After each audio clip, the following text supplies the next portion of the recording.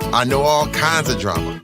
There's the good kind that comes with having a house full of kids. There's the bad kind like season-ending injuries. There's the necessary kind like having an agent in Hollywood.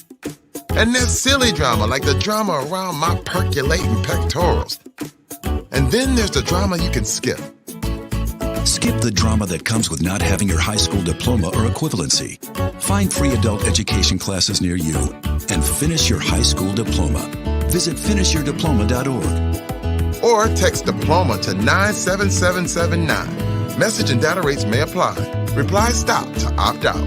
That's diploma to 97779. And leave the drama to actors like me. Brought to you by the Dollar General Literacy Foundation and the Ad Council. Adopt U.S. Kids presents Multiple Choice Parenting. Your daughter just had her first breakup. Do you A, put yourself in her shoes? How could he do this to you? And for Sheila, she has split ends. B, console her? Oh, sweetie, this is going to happen a lot. 4, maybe 5 more times before you get married. C, take charge? Got to get this all straightened out. Give a little talking to, man to man, mano a mano. Hey, Steve! Is now a good time? No? Okay, no problem. Bye. Or D, help her find a new boyfriend? I know a great place to meet boys. The internet. Nice, single boys. Never mind. How about some ice cream? As a parent, there are no perfect answers. But you don't have to be perfect to be a perfect parent. Thousands of teens in foster care will love you just the same. For more information on how you can adopt, visit adoptuskids.org. A public service announcement from the U.S. Department of Health and Human Services, Adopt U.S. Kids, and the Ad Council. This is you over 30 years ago. Are we there yet? Are we there yet? And this is your mom when you drive her back from therapy. Are we there yet? Are we there yet? Are we there yet? Roles change without us noticing, and in your new role, we help you help. AARP gives you the information to help care for your mom so that you can have patience with her, just like she did with you.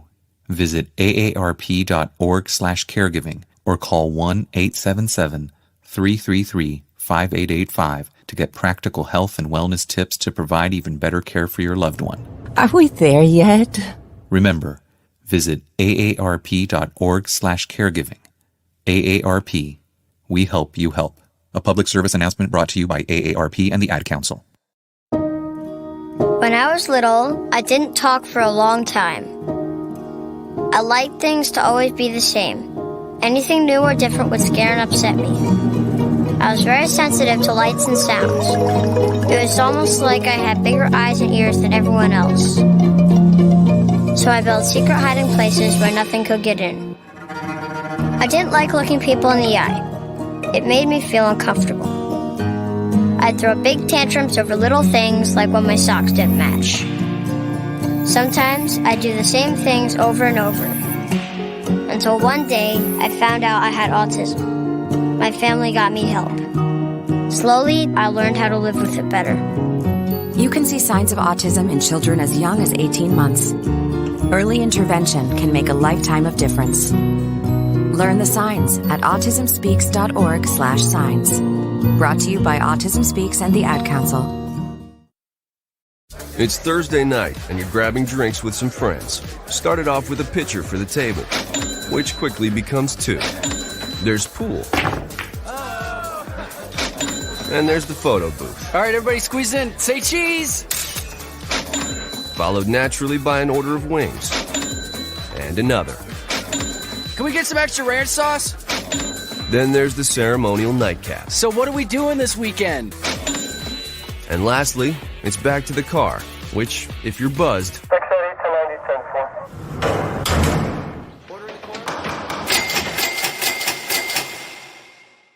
could be the most expensive night of your life. Getting pulled over for buzz driving could cost you around $10,000 in fines, legal fees, and increased insurance rates. Nothing kills a buzz like getting pulled over for buzz driving, because buzz driving is drunk driving. Brought to you by the National Highway Traffic Safety Administration and the Ad Council. You're listening to the Worldwide Sports Radio Network.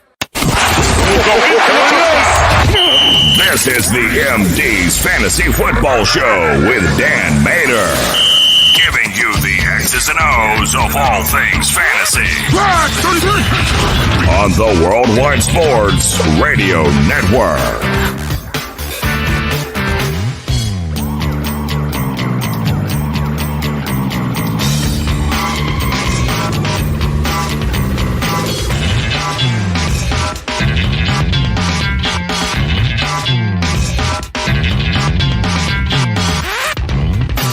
Welcome back, MD Nation, to the show. You are listening to the MD's Fantasy Football Show on the Worldwide Sports Radio Network, WWSRN, also presented to you by Belly Up Sports. As always, I'm your host, Dan Mater, joined here with my partner over the last, almost 2 months now, Mr. Christopher Dowhauer. How are you doing today, sir?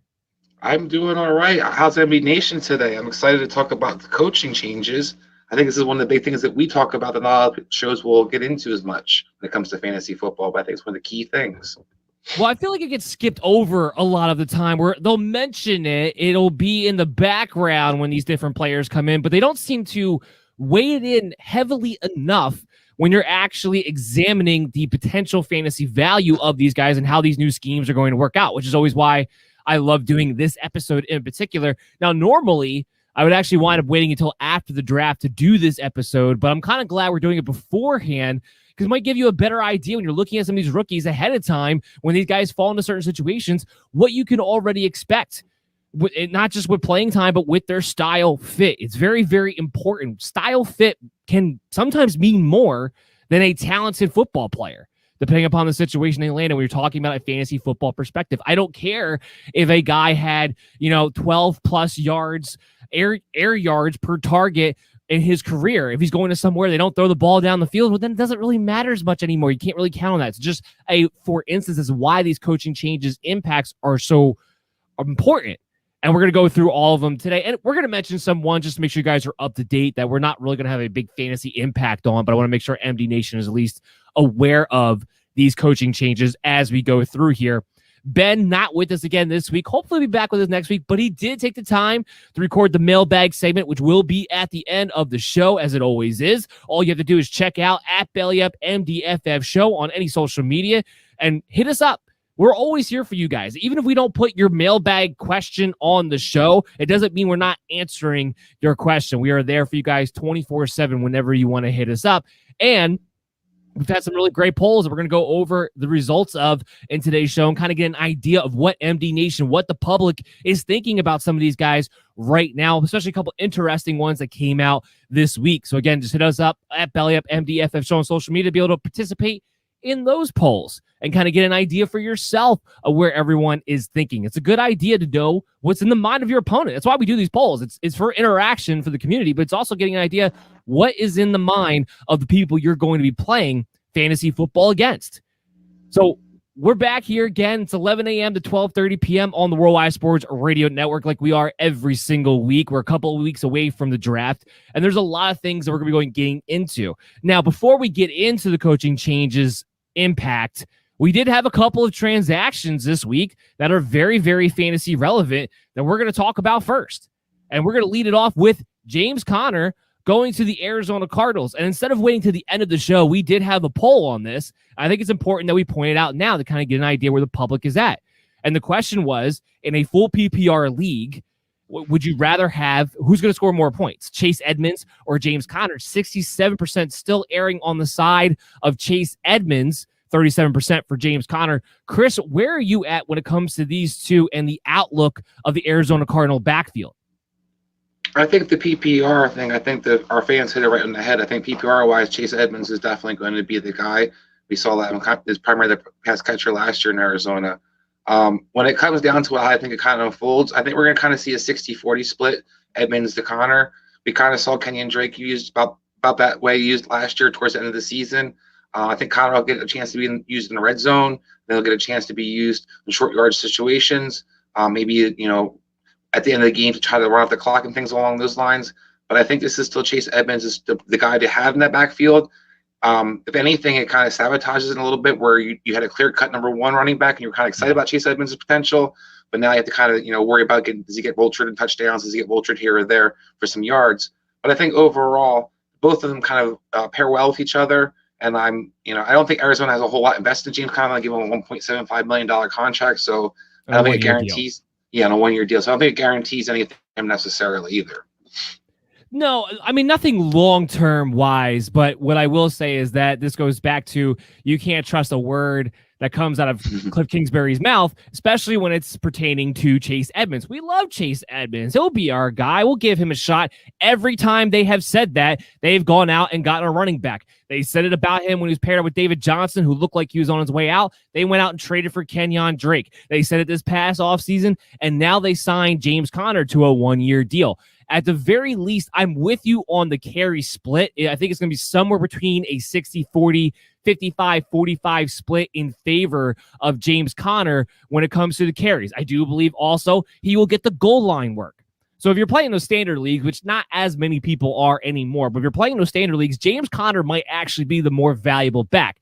But if you're in half point, full point PPR, which most people are playing at this point, I'm going to take the consistency of a Chase Edmonds because he's not going to be lenient on the touchdowns to be able to keep up his fantasy value, because I do believe like it's going to be a 55-45 to 60-40 split in favor of James Conner for the carries. It's going to be exactly that percentage, if not more. It might be closer to 65-35 split in favor of Chase Edmonds when it comes to the passing down work. He's just more explosive in that area.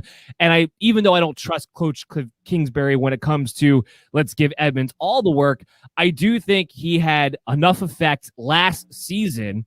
And now you're bringing in James Conner, where he will be primarily the passing down back, not just on third down in longs, but in 2-minute drills when they're trying to, just speed up and go no huddle in the third quarter to get that offense moving, as they oftentimes do, because usually that was a team that didn't get going until the second half, quite frankly. You're going to see him in a lot of roles like that as well. He'll be the change of pace guy. He'll be the main pass catcher. So half point, full point PPR, I do believe I will have Chase Edmonds ranked ahead of James Conner. But Connor's going to get those touchdowns, and it's going to take away from Edmonds' ceiling as a result, but I think it'll be more consistent. Ultimately, Chase Edmonds is a guy that, for now, you are having to look at possibly in redraft leagues anyway, in the third round. Now you don't have to. That ADP is going to drop. I think neither one of these guys, because the way how evenly they might eat into each other, what their roles are going to be, I don't think I'm looking at either one of these guys before the fourth round. Ideally, I'm not drafting either one of these guys until the sixth round when we're talking about 12-man redraft leagues. When it comes to Dynasty, though, I am still high on Chase Edmonds. I'm not going to look to walk away from him because, again, this is a 1-year contract. I'd like to see what happens. We know James Conner has a tendency to get injured. And Chase Edmonds will have some games this season, I believe, where he'll get to be the guy. And we see what he can do in those situations as well. So from Dynasty, I'm not going to look to move on. It doesn't scare me away. But it does tell me that he's never going to be in a situation where he's going to be getting 16-plus carries along with 5 to 6 targets every single game. I don't know if there's anything you want to rebuttal with that. I think I differ a little bit in the standard league. I still have Edmonds probably higher on both accounts in all leagues. Just simple fact that I don't think Edmonds is necessarily an everyday back. I think that one of the situations for him is that he probably is most effective getting 12 to 15 carries, or 12 to 15 touches, I should say. I think it's actually going to be good for him to have somebody to split the carries with. I don't think he can last the whole season being the featured guy. So I think that if you're looking at Chase Edmonds, I looked him as an RB2 probably before, probably a good flex play, RB3 right now. And I think that I still would have him over Conner. I don't know if I agree with that, just because I know Connor's going to get the goal line work in the standard league, but it's going to be close between these two. It's going to be a poor man version of a Nick Chubb and Kareem Hunt. They're not going to put up that kind of production as a tandem, but it's going to be somewhere along those lines where you're going to see both of these guys on the field a lot throughout the game. And they're both going to have value. It's just going to be depending on what format you're in and what kind of value you're looking for. If you're looking for the higher floor or a bigger ceiling, because maybe Connor falls into the end zone twice and you're looking for that. Let's move into the other signing that we had this past week. And this was more of a funny signing. If you ever wanted to know why we take everything Bruce Arians says with a grain of salt, and I mean a grain of salt, this move showed it all. Because what was it, 2 weeks ago? Keyshawn Vaughn's going to have a big breakout year. Oh, Gio's available? Oh, bring him in for me real quick, will you? Yeah, Gio Bernard going to the Tampa Bay Buccaneers. this just became a backfield that I don't know I want to touch unless someone gets cut or traded, as we get closer or into training camp. Because at this point now, we know Ronald Jones was never a guy who was going to catch the ball. That's why they're using Leonard Fournette more in that capacity. It's clear Tom Brady wasn't overly thrilled with Leonard Fournette all the time catching the ball out of that backfield. And Keyshawn Vaughn, whether he's just not picking up the protection scheme, whether they don't want to trust a younger guy, whatever the case may be, clearly they're not going to allow him to be the third down or the third back in that rotation. Even last year, they signed LaShawn McCoy for no reason. So this goes back to Gio Bernard is going to have a role. And I don't mean he's going to have a role in the sense that he's going to be finding his way onto your fantasy platforms. I don't think he turns into James White, let's say, with Leonard Fournette and Ronald Jones available, where he's going to be on the field that much to that capacity where he's a value in PPR leagues. But he's going to be there to take away the value of a Leonard Fournette. He's going to be there to take away the value of a Ronald Jones. And now I find myself in a situation where I was looking for potential value out of that backfield, maybe out of Leonard Fournette, who if he was, he's been coming out and saying he's been working very hard on his passing work, on his receiving work. And I thought maybe he would have the opportunity, given the way he dominated at the end of the season, especially in the postseason when Ronald Jones was healthy and yet still did not see the field because of the way Leonard Fournette was playing. I thought there was a chance he might have to take over that backfield. Now, I think there's going to be such a platoon in effect, such a committee in effect, that I don't know if I want to touch anything out of this backfield unless it's falling to me in the 8th, 9th round with a Leonard Fournette or Ronald Jones and just at absolute value. Other than that, I'm not even thinking about this backfield. How about you? I mean, you make an excellent point about Bruce Arians that never trusted him what he says when it comes to running backs, especially. My goodness, I love the guy, but my goodness, he's annoying to have to listen to in fantasy football. And we kind of tasted this early in the offseason where they were recording James White, and if he wasn't have got that little bit higher offer that he got back to go back to New England, he was actually considering strongly to Tampa Bay. They were looking to upgrade at the running back position, the pass catching especially. As he pointed out, Tom Brady was extremely unhappy with the running backs catching the ball. They led the league in drops last year in the running backs. I think they had Fournette had about 7 drops. Jones had about 6 drops, and then they had Keyshawn Vaughn had 3 drops on 10 opportunities. So I think that's kind of why he got the pushed back to the back burner in the situation. Gio Bernard, I think, is kind of done in some senses. He doesn't have the quickness he had. He's not quite as explosive. But one thing he does do, he does catch the ball. And the other thing he was to finish top 5 in pass protection last year as a running back. So I think that's something that you hear Tom Brady's 43 years old. You need somebody kind of to block for him. Ronald Jones is a great pass protector. That's kind of why he took a long time to get on the field during his career. Fournette has kind of off and on moments with pass protection, and we really see Keyshawn Vaughn enough to say what he can or can't block. So I think what they're basically doing, providing themselves insurance. But to your point, while I want to touch this backfield or not, this is like New England backfield to me all over again. Tom Brady effect in some senses. You're going to have a guy, hopefully, is the clear-cut red zone guy, but we kind of saw this in New England where it could be Burkhead, it could be Sony Michel, it could be all kinds of different guys. I think we're going to see the same thing in Tampa Bay. And even last year, as you pointed out, during the playoff run, Fournette stepped up, but he wasn't given much of a shot throughout the season either. So it's kind of be whoever has the hot hand. With Bruce Arians, it's going to be from week to week, just like kind of Patriots were. And I'm with you. Unless some great value falls into my hands, I'm not really trying to draft them. What I will keep an eye on is if somebody goes down for waiver wire pickups, then I'd be definitely interested. But I definitely don't suggest drafting Giovani Bernard. He's not going to put James White numbers. He's not as quick as James White. He's not as good as a route runner as James White is. While he'll be a security blanket for Tampa, I don't think he brings quite the same things that James White ever did in New England. Even the waiver wire point that you just made, I don't know how much that's going to be in the play because whoever drafts a Ronald Jones, whoever drafts a Leonard Fournette, I don't know if they're ever going to be bad enough where you're going to drop them. Whether you play them or not is going to be a different scenario, but whether they're bad enough to ever drop them. So I don't even know if from a waiver wire standpoint, if there's going to be value to be had there necessarily. And obviously we have to see how this all shakes out, but when you're looking at it right now, it's just a backfield that I'm going to just throw my hands up, lump them in with the Patriots, like you said, and completely just be like, I just want to avoid this altogether. There's no reason to wish this headache upon myself, especially when you're actually going to have quite a few options at the running back position throughout the league, throughout your drafts. There's going to be more depth, more things to look at when we go through the process, especially as we get into our projections and our rankings as we get closer and closer into training camp, closer and closer to August. I hope my first preliminary projections I'm hoping to have out sometime in June, beginning of July, and we'll be talking about that and going through all of that. There's going to be other options for you. There's no reason to give yourself a headache, and headaches don't win fantasy football championships because most of the time you wind up picking the wrong guy because you never know what guy is going to be from a week-to-week basis. Before we jump now into what this show is about, which is Coaching Changes Fantasy Impact, I want to let you guys know that our big-time sponsor of the day is Manscaped. And with the first pick of the 2021 Men's Grooming Draft, the Ball Saxonville Sagwires selected Manscaped, the leaders in below-the-waist grooming. And it looks like Mel Kiper gave this an A-plus grade because this pick is a major upgrade for that Bush defense. For all of my NFL draft fans out there, we have an exclusive 20% off promo code BellyUpFantasy at manscaped.com. The reason why Manscaped is the guaranteed #1 pick is because of the Performance Package. This package is the ultimate men's hygiene bundle. Inside the Performance Package, you're going to find products and liquid formulations that have been developed to turn your bathroom into a salon for your balls. So support the show and get 20% off and free shipping with the promo code BellyUpFantasy at manscaped.com.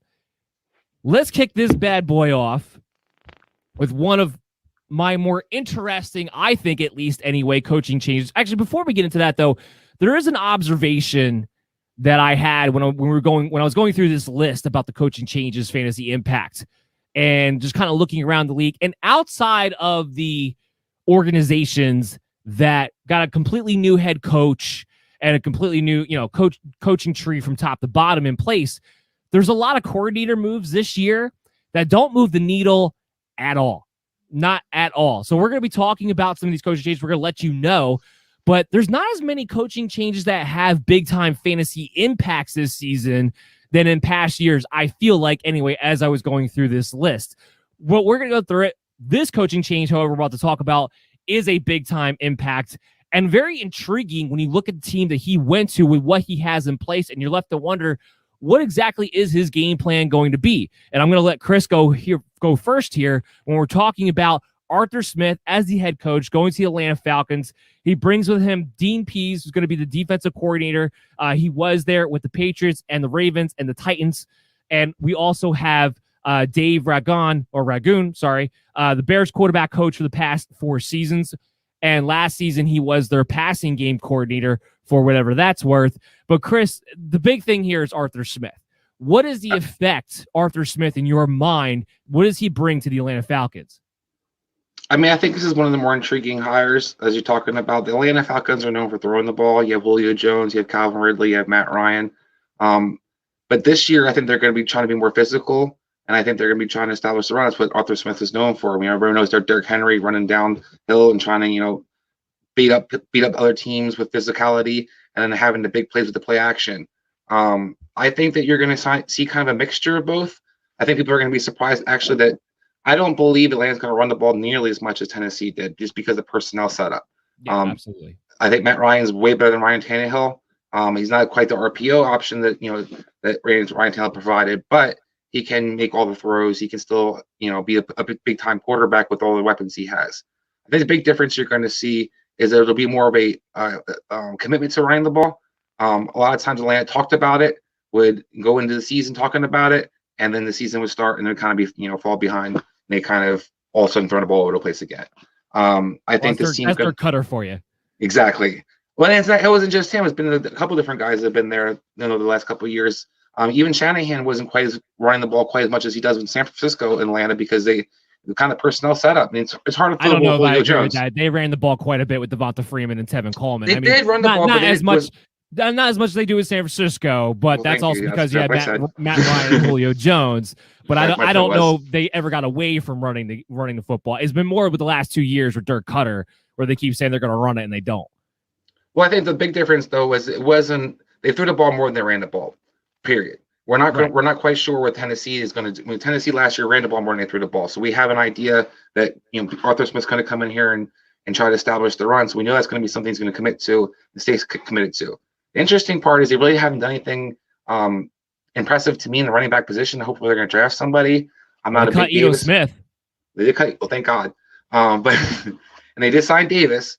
But I don't think Mike Davis is necessarily the guy that's going to be a game changer for them, and he's not necessarily a physical back that's going to be where all their team's defenses either. So I think Arthur Smith's going to be able to kind of do what Dick Carter couldn't do and establish the run and stay with it. I think the big difference you're going to see is you're going to be a lot more rushing touchdowns, and I think that's where you're going to see the numbers change a lot more. Where when they get in the red zone, where you looked for the receivers a lot more, you looked for the tight ends. Matt Ryan was kind of throw the ball in the end zone.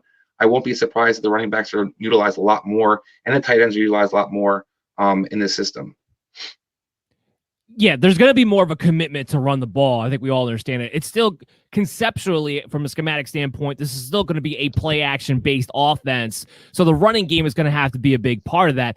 I just don't trust people because Mike Davis had this run in for Christian McCaffrey last year. Everybody seems to be buying back into this idea that Mike Davis is somehow good enough to do it for this season. One, I see no possibility of this guy lasting a full season, number one. Number two, he's Mike Davis. He's okay in spurts. He's okay for a few games. It's still Mike Davis at the end of the day. We saw it last season. As the season wore on, his production, his efficiency went down and down and down and down and down. And he's nothing special. Can he be the bridge? Possibly. And with Arthur Smith and what we expect out of this offense, this is actually a situation where the draft is going to tell us a lot. If they stay at 4, take a Kyle Pitts, if they trade back and eventually take a running back in that second round, which I think is what they're going to wind up doing, is taking a running back in the second round, in my mind, especially if it's Najee Harris still on the board, or even a Javonte Williams. That's going to tell us a lot about what we can expect as far as the consistency or the amounts of the run-the-pass ratio coming out of Arthur Smith. But here's what I do know, is that when it comes to the passing attack, I think this passing attack is going to be much more efficient. He's going to realize he has a much more accurate quarterback than he had in Ryan Tannehill. You're not going to have the RPO action, so when you go to design a passing play, it's going to be a passing play. It's not going to be an option to it. And I think Julio is going to really thrive in this West Coast type of system. He thrived in the Kyle Shanahan system. Now, it's not exactly the same system, but it's a West Coast concept. And he's going to have that again here. Same thing with Calvin Ridley. If they don't take a Kyle Pitts, I think Hayden Hurst will be very active in the red zone. And we saw that with Jonnu Smith. I don't see why that he would utilize Hayden Hurst much differently. Even when Jonnu Smith was out, Anthony Firkser was still a guy that you could actually plug and play as a streamer because you knew he was going to have an opportunity to catch a touchdown. So I think all of that's going to parlay into Matt Ryan having a pretty efficient year. Is he throwing the ball, 600 times? No, that's not going to happen. But is he throwing the ball between 540 and 550 times this season? Yeah. And I might even have to adjust that because now that I'm thinking about it, though, that's off a 16 game number. So 17, we have to bump that up. So what used to be 540 to 550 pass attempts now becomes 570 to 580 pass attempts. But we know what I mean in this standpoint. So I think this passing game is going to be much more efficient. I think it's going to be simplified in some ways. And the biggest thing, it's not going to be vertical for the sake of being vertical the way it was with Dirk Cutter. And the play action will work more effectively because there will be a commitment, no matter who's back there, to having a running game and taking some pressure off of Matt Ryan instead of getting teed off on, which happened a lot last season under Dirk Cutter because you knew they weren't going to run the ball effectively. And Dirk Cutter had this mini Mike Martz to him last year, especially, where it's just I don't care that our offensive line is banged up and crap. The guys are going to fly down. I don't care. We have no Julio. Fly down the field. Matt Ryan, go make a play, even though I'm giving you absolutely no protection to make such play or any pressure off you by actually running the football. So I think Arthur Smith is a big improvement any way you slice it, no matter what the philosophy is going to be, no matter what they're able to put together in the backfield for a Matt Ryan, for a Calvin Ridley, and when he's on the field for Julio Jones. And I think Hayden Hurst is somebody who gets to stay around my top 12 area with an Arthur Smith. I think it's just going to be a much more efficient offense. He was top 5 in red zone scoring. Part of that is because it's Ryan Tannehill, Derrick Henry. Part of that, Arthur Smith has an offense designed to succeed in the red zone period. And I think that's going to continue on into Atlanta. Anything you want to add? No, I think that's the most crucial thing he's actually going to bring to the table is the red zone. Atlanta is one of the more inefficient teams in the red zone for the last few years. Even when Sarkisian was there, they didn't do a great job in the red zone. So that's something they definitely have struggled with. I think that's something as you pointed out, Arthur Smith has been very successful with. I think that's what he's going to bring to the table. I don't know schematically how much it changes for the receiver necessarily. I do think there's still be vertical. I mean, AJ Brown did catch the ball down the field. I mean, one of the big time prospect and big time plays was usually that deep slant, that deep cross, that deep post. So I do think Julio has the opportunity to kind of do that. And I also think Matt Ryan doesn't have to just manage this offense. The one thing Matt Ryan has done with all different coordinators is been play action. Even when it's third down and 18, they go play action 9 out of 10 times for some reason. But so I don't think it's a whole lot of adjustment for him. I think he'll be comfortable in this offense. That's kind of exciting for me because I think that helps him, had to have a transition or necessarily growing pains as he kind of gets used to what Arthur Smith is doing out there. Well, and he's a professional veteran quarterback who can make all the throws. So there's not going to be too many systems out there that he's not going to be capable of succeeding in or executing in the first place. But I think this is a good offensive mind who has a good idea of how to be efficient offensively. And that's really going to help because I think that's one big thing with Atlanta is with all the talent they've had, they've been wildly inefficient as an offensive unit. And I think that changes this year. And yeah, third and 18, you're maybe get the defense thinking it's going to be a draw of that play action. It's just driving me crazy. I never you never know. One of these days we will have an episode where we're going to get into the play calling that goes on and what about that drives us crazy in certain situations. We will have to put together at least a segment of that at some point. Let's talk about another major fantasy impact coaching change. Let's head on up to Detroit. Dan Campbell, Anthony Lynn comes on in. We'll mention Aaron Glenn is going to be the defensive coordinator there. But Anthony Lynn, Dan Campbell, that combination. Now, it's hard because there's not a lot of talent in Detroit at the moment. But what does that do for Detroit with what they have in place? And schematically wise, what do you think we're going to see? I mean, the one thing they both have in common is the running back position, that they utilize the running backs a lot in their offenses. Dan Campbell comes from an offense where he was, helping New Orleans to Alvin Kamara, and they're utilizing Kamara all over the field. Previous to that, with some of his head coaching experience when Miami, they utilize the running back a lot. And we know Anthony Lynn's been traditionally using the running back wherever he's coached and wherever he's been, whether it's in Buffalo, whether it was in the Chargers last year. So one thing I think the player that most benefits is DeAndre Swift. I think that you talk about the talent they have in place is not a lot, but one of the places they have some decent talent is in the backfield. I think DeAndre Swift's going to be the primary playmaker. You hear talking a lot about using him in the Alvin Kamara role, utilizing him different, maybe allow him in the slot, moving him around. I think that's going to probably be, he's going to probably play the Austin Eckler role in a lot of ways, where he's going to be featured, whether it's in a short passing game or as a running threat. I seems to be that they still want to kind of use a tandem back where they're looking for that power back. Anthony Lynn kind of likes to have that as well. Dan Campbell, and we saw it in New Orleans. They use Mark Ingram. They use Latavius Murray. There's usually some kind of hammer to kind of counter the this quickness and speed. So I do think you're going to see some guys maybe vulture some touchdowns from DeAndre Swift. Maybe he won't be the all-time guy out there, but I think he's the most benefited guy out there, especially with the changes. And with Jared Goff's going to probably be a check down machine. So I think you're going to see the running backs really eat really well this year. He's going to have no choice but to be a check down machine with what they have to throw the ball to. Yeah. A lot of people got really upset when Jamal Williams signed there because they were so amped up on DeAndre Swift. And I love DeAndre Swift. There was no reason to get upset when they signed Jamal Williams. None whatsoever. Anthony Lynn has a long history going back to Buffalo of having two running backs who succeed because he makes every backfield succeed. LaShawn McCoy was reborn under Anthony Lynn when he took over, and Mike Tolbert was still involved. He goes to the Chargers. Austin Eckler and Melvin Gordon were excellent together. Was there ever a week where you thought to yourself, oh, I don't know if I can start an Austin Eckler or a Melvin Gordon because I'm worried about one of them eating into it? No, there was no week like that. You could start them every single week. The volume is going to favor DeAndre Swift, both in the carries and in the passing game. Will it be 60-40? Yeah, good. While I love DeAndre Swift, he's not a guy I want to see getting, 300 touches, especially over a 17-game season. He's a home run threat. He's a playmaker. He's a difference maker, and that's where you want him to be from a fantasy standpoint. That's where he's going to be explosive. That's where he can be special.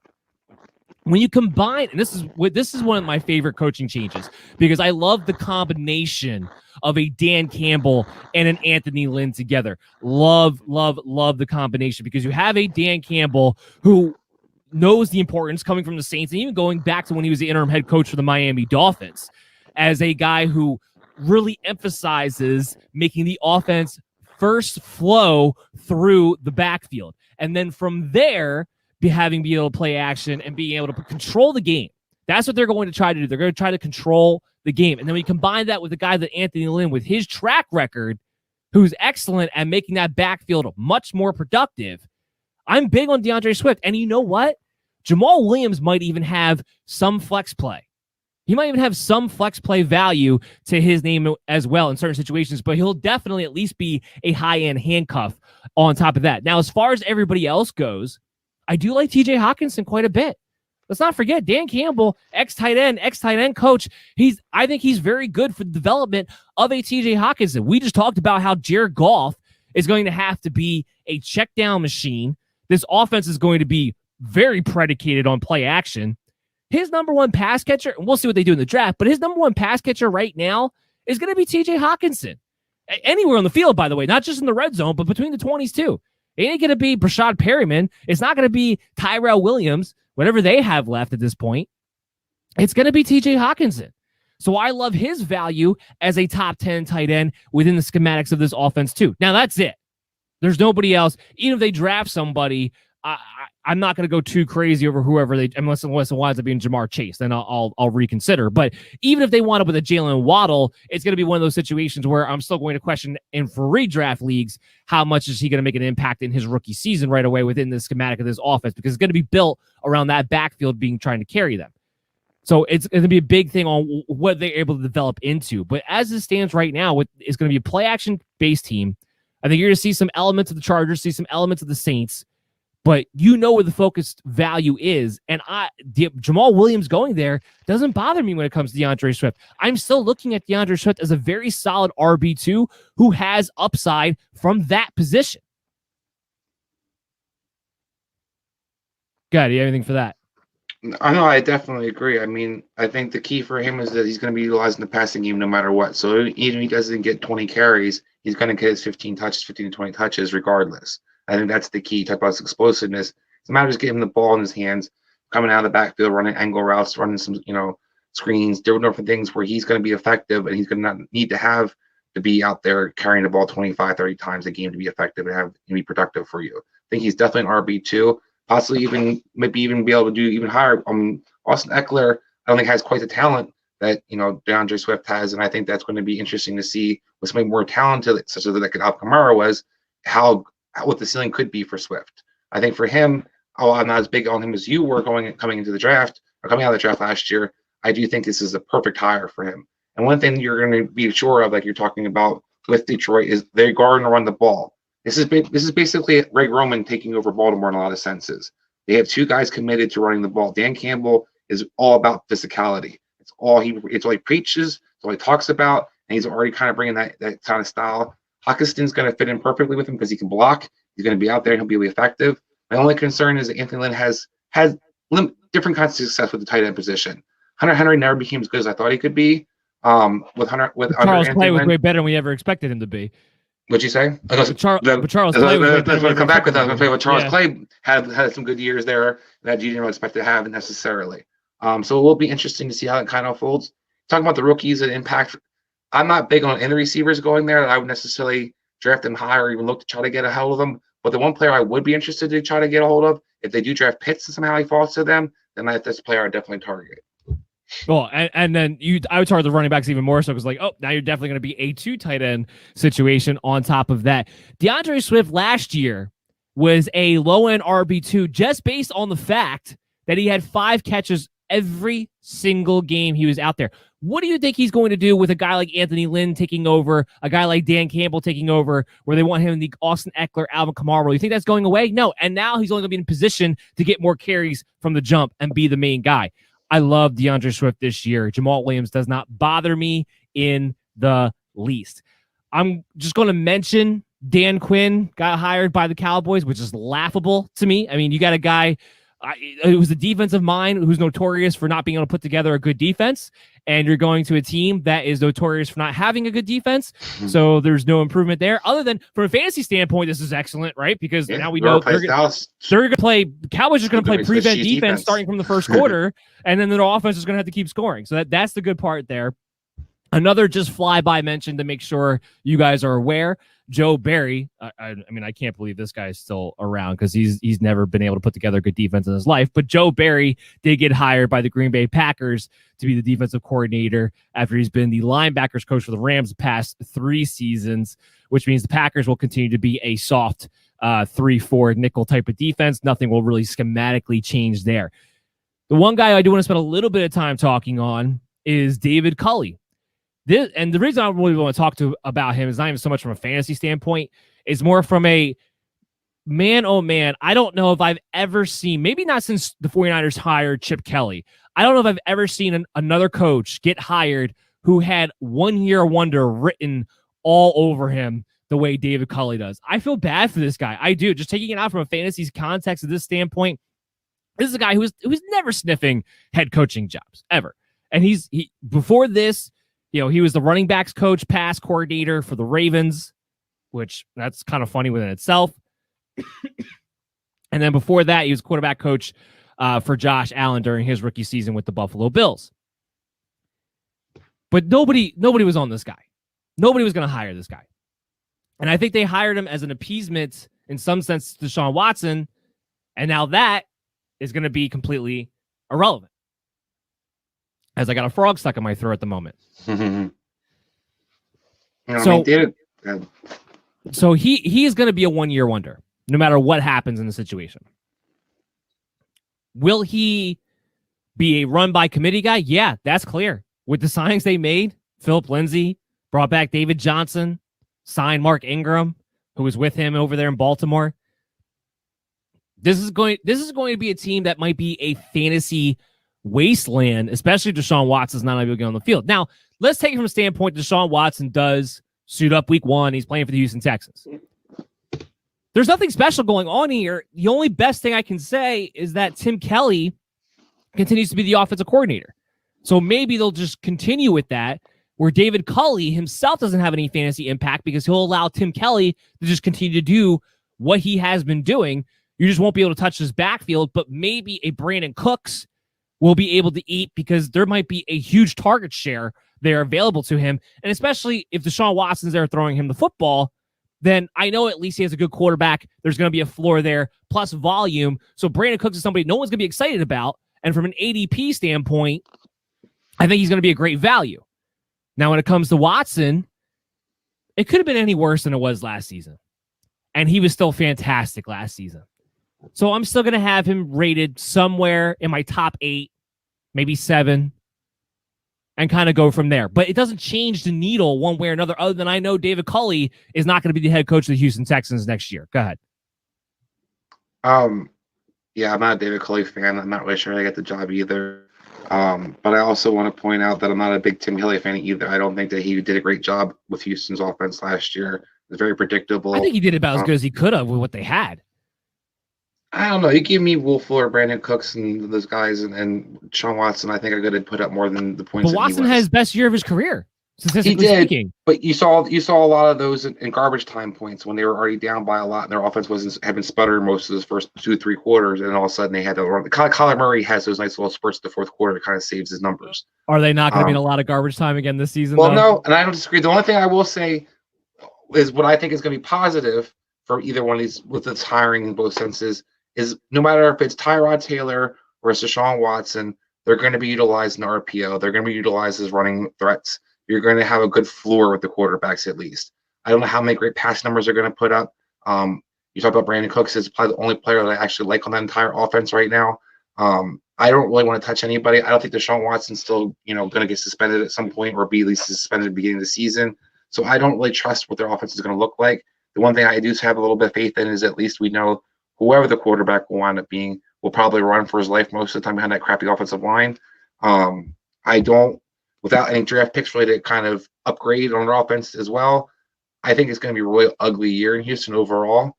And And I do agree that David Culley has a good shot at getting fired. We've seen kind of something with Mike McCoy in Arizona where he just flamed out and was terrible. I think we're seeing kind of similar thing where what did David Culley do anywhere? And I don't really know why he got his job. He was the receivers coach. He's never been a coordinator, never called plays. He's been a position coach. Josh Allen wasn't great as a rookie. He significantly improved when David Culley moved on. Right. And the receivers for the Ravens are pretty much their Achilles heel, and nobody progressed under him. So I don't really understand what he brings to the table necessarily. But I think I said, I do think that he does like to run the quarterback, and they do like to run the ball over in general. So that's probably the only good thing I really take out of this whole situation. For me, Houston, I'm avoiding them other than Brandon Cooks, like I said, for the most part, coming up this year. And that's only if Deshaun Watson plays. Yes. Because if Watson doesn't play, I don't even know if I'm looking at Cooks. I don't with Tyrod Taylor there. Because even Keenan Allen got the ball when Tyrod was there. Like Tyrod will throw it to number one receiver. He don't throw it to number two receiver, but he'll throw it to one receiver at least. Do we know that though? Because we only got to see one game out of Tyrod, and it wasn't the Keenan Allen. We kind of saw that even in Cleveland, though. He did target Landry. He did target their guys. He targets the number one guy. He doesn't target anybody else. He targets the slot guy. Now, Brandon Cooks might wind Sammy up. Watkins got targeted a decent amount. That's true. Buffalo, too. That is true. He usually gets the number one receiver is usually the guy. The prime guy usually gets the ball. That is the volume. Look, the targets will be there for Brandon Cooks. How much the Texans have the football will be another question entirely, depending upon what goes on in that situation. But I think ADP wise, if it's Tyrod Taylor playing because Deshaun Watson cannot because of legality issues or what have you, you better not be drafting him before the 8th round. I'm gonna tell you that right now. Absolutely not. And that's kind of what we're looking at, where he will be a great value in the 8th or 7th round. I think that's somewhere where he would go if Deshaun Watson is able to be the quarterback come week 1. That's something that's really going to play itself out. And also stream any defense I'm playing that week as well. 1,000%, 1,000%. And also from a DFS standpoint, play any offensive players playing against that defense. Exactly.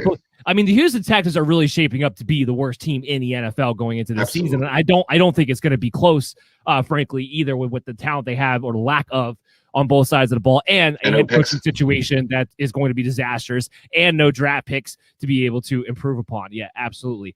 I want to mention the Colts. They do have to hire Marcus Brady, technically speaking, as the offensive coordinator. He's been the quarterback's coach past 4 seasons, and this matters not at all because Frank Reich's the one calling the plays, and he's actually the offensive coordinator anyway. So let's take that, and we'll skip over the Jets real quick and talk about the Philadelphia Eagles. Talk about where Nick Sirianni, who was the offensive coordinator of the Colts, and now he becomes the head coach of the Philadelphia Eagles. Yeah, he was the offensive coordinator, but only in name. He didn't call plays. That's it. He was more of a assistant, consultant, if you will, than anything else. The Eagles clearly are hoping that they are capturing the magic of Frank Reich by bringing in a Nick Sirianni. That's what they're hoping happens here. I'm not saying it can't happen, but there's no track record to base anything off of here. Now, do we know this is going to be a West Coast system? Yeah. Do we know that most likely this is going to be a backfield that turns into a committee?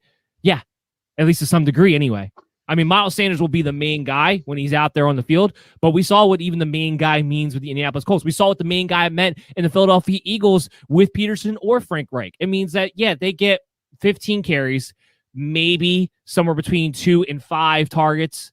So maybe if it's a really good game, they can get 20 touches in that game, but it's not a consistent thing. And other guys are going to get sprinkled in and pigeonholed into different roles. It does bother me that they signed Jordan Howard because it bothers me about what they're going to do when they get down into the red zone. They very well could just turn it over to Jordan Howard just because. And that'll take away from the Miles Sanders capabilities. I don't really love this hire from a Jalen Hurts standpoint. I would have rather seen him get somebody who has more of a college concept, RPO concept built in from the offensive background that he's coming from. That wasn't really Frank Reich's forte. He has a little bit of that when he had Carson Wentz, but not a lot of that. More of a pocket pass-based West Coast type of scheme, which you're going to have to be RPO-based with Jalen Hurts. He's never going to be... This is not a guy who can be throwing the ball 35-plus times in a game because he'll get exposed in a huge way. He has to be a guy that you're only trying to throw the ball 30 times and building more of an RPO offense around it, more of a college-based offense around it. Plus, not to mention, there aren't too many guys on the Eagles for him to throw to that many times either. Jalen Rager, Travis Fulgham, flash and pan, told you so. Or Zach Ertz, I see no way he's in a Philadelphia Eagle uniform come week one way or another. So you're talking about Dallas Goedert as really the only trustworthy pass catcher, and he has a hard time staying healthy. This Eagle offense is going to be very interesting in a bad way. And a lot of people want to talk up Jalen Hurts as a sleeper quarterback. You know what? He might be of value from a streamer standpoint. But I'm not drafting this guy thinking I'm getting a top 12 potential guy, even with his legs, even with his ability to run. Because eventually what's going to happen is that because this team is not good, they're going to be in a lot of situations where Hurts is going to have to throw the football. And again, he's one of those guys where the more he throws, the worse it's going to get, not the better. This isn't a situation where I want this quarterback to have a ton of volume. And I don't have anything from this coaching staff to trust. Shane Steichen is going to be their offensive coordinator. He was the offensive coordinator of the Chargers last season. Another guy who wasn't in charge of calling plays. So there's a lot of inexperience when it actually comes to putting together a game plan and calling plays during the game here. That doesn't leave me with a lot of confidence in any of the Philadelphia Eagle players. I think ultimately speaking, Jalen Hurts will be a streamer because of his legs. Miles Sanders is a low-end RB2 because I don't expect him to play a full 17-game season, and I think his touchdowns are going to be in question within this scheme, within this coaching staff. Where are your thoughts on this? I think that you're kind of hitting the nail on the head. It's going to depend on how much of Frank Reich actually is coming with the coaching changes. Right. One of the things you talked about, the RPOs and utilization, Carson Wentz wasn't asked to utilize the whole field. He did do a lot of RPOs his rookie year. He was pretty much put in a position to succeed, where he gave a lot of half-field reads. He was asked to use his legs a lot more. They utilized his athleticism. So I don't necessarily have the same point of view that you do with Jalen Hurts. I don't think this hiring necessarily will hurt him. I don't think they're going to try to put him in a position where he won't succeed. And I do think both these coaches have shown success using RPO action. And the thing that I like about the Sheen signings is that I'm not a Justin Herbert fan, but I will give him credit. He looked good last year. He looked prepared and looked like he was ready to play. And that was mainly what his job was being the quarterback coach and trying to get him prepared and have him be a player that can produce out there. So I think both those hiring together has opportunity to work for the Eagles. Now, does it guarantee there's a change? No. Does it change a whole lot on our offense in general? No. Doug Peterson's offense was pretty much the same thing as what Frank Reich runs. It's just a matter of how committed to the running game will you stay? How committed to utilizing your players will you stay? One of the things we saw play action be. Well, not just that, but we also saw Carson Wentz not utilizing his legs last year. We saw Carson Wentz being a pocket passer, which is kind of what he's not the greatest at, I think, is partly took away his athleticism from in a lot of ways. When he's at his best, when the Eagles are at their best, when they're able to utilize the red zone and score in the red zone, which was Frank Reich was really good at, is they're able to have that threat of utilizing their running quarterback. They use their tight ends a lot. So I think you do see Dallas Goedert, as long as he's healthy, he will have a big year. The potential to have a really great year because both these coaches have had a history of using tight ends in their systems. We saw Ali Cox have good weeks last year for the Colts. So the tight end will be utilized in some kind of form. Now, it will depend on a lot what they kind of add to receiver core. I'm not a big guy who thinks that rookies necessarily have a huge impact unless they're really, really monster receivers, because really it takes a little while to kind of transition. You might bring some things to the table. You might be able to stretch the field. You might be able to have some big plays here or there. But it's hard for rookies to kind of transition and be impactful right away. They have Justin Jefferson, who they could have had. It did, and they're regretting that. But even Justin Jefferson didn't start off the greatest. It took him a little while to get that hot streak. So you're going to have to kind of be patient with the Eagle offense to see kind of how it materializes this season. Now, for Jalen Hurts' point, I think I don't think he's just a streamer. I will draft Jalen Hurts if he's available in the right rounds. I do like his legs. I do think that he has the potential to be pretty effective in his offense if they don't ask him to do too much. But neither one of those coaches have a history of utilizing the quarterback a lot and throwing the ball all the time. So I do think they're going to be kind of more of a conservative offense in a lot of senses. I think it's imperative that their offensive line's healthy, though. I think it's going to be the key. We kind of saw for the Colts last year when the offensive line was healthy, they were better. When their offensive line wasn't as good, as the year before, with Jacoby Brissett, they kind of struggled. I feel like that's a huge question mark for the Philadelphia Eagles. It is. I think it's gigantic. But you get Lane Johnson back hopefully healthy. You get Barrett Brooks back hopefully healthy. That's two of the better guards and tackles in the league. So they could take a significant upgrade. Now, as for the playmakers around them, not a Boston Scott fan, not a Greg Ward fan. I think most of the guys they have, Jalen Rieger can run deep. I think he's a little bit effective when utilized him properly, but he's not number one receiver by any stretch of the means. They need to get somebody else to add to the offense. And I'm a little concerned with the passing game in general. You can squeeze the passing game. We kind of saw with the Colts last year. T.Y. Hilton's not as good as he used to be, and the Colts offense wasn't as nearly explosive as they would like it to be. So they're going to need to utilize their running backs a lot. You will see a committee. Both coaches are pretty much known for coming from backgrounds that use a lot of committees.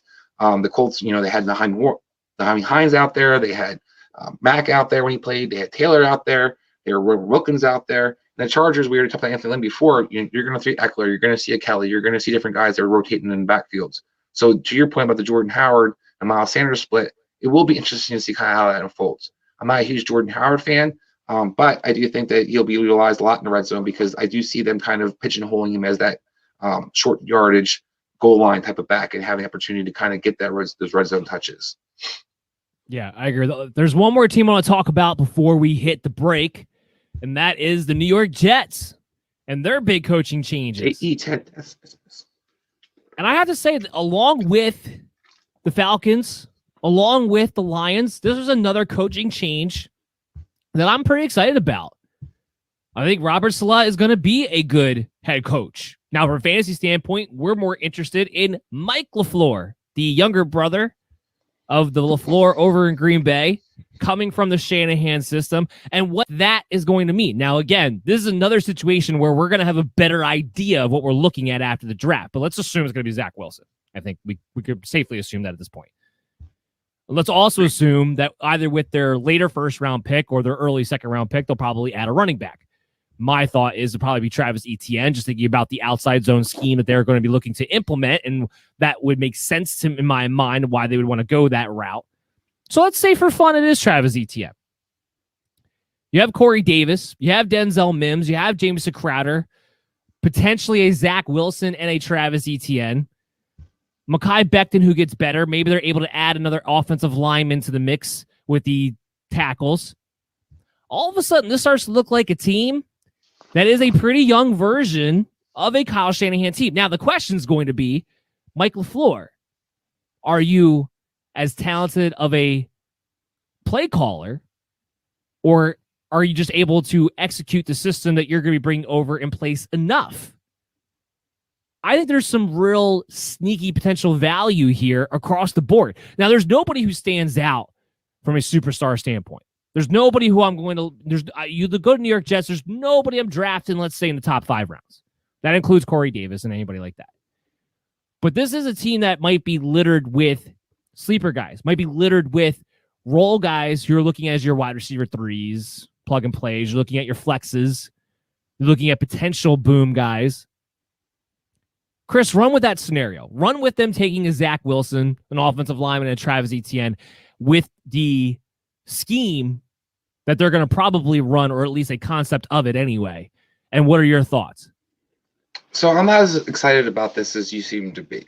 Everything you just kind of killed the Eagles for, I look at the Jets situation is very similar. These guys have done what?